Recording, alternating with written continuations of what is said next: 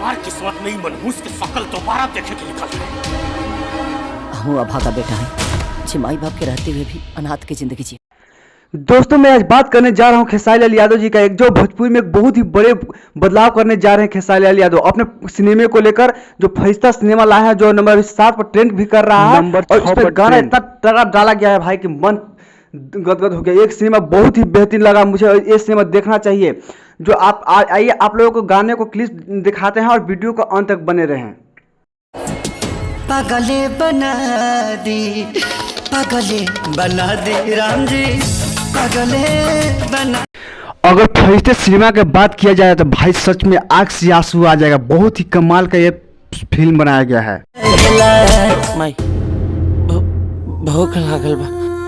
तू पागल ना, तू तो हमार राजा बेटा पाड़ा।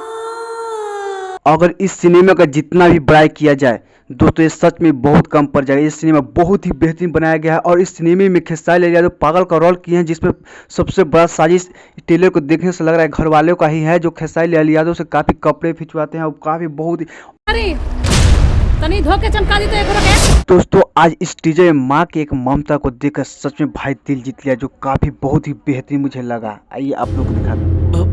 भूख लागल बा। तू पागल ना, तू तो हमार राजा बेटा पाड़ा।